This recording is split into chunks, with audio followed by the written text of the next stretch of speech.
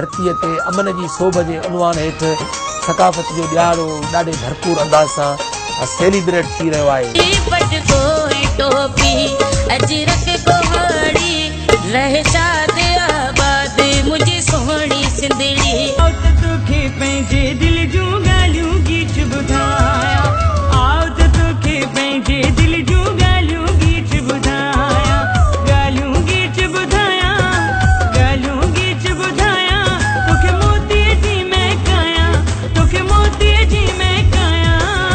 जॾहिं खां वठी माना कल्चर ॾींहुं आयो, कल्चर डे आयो त पोइ उनखां बाद माना हर को तमामु शौक़ सां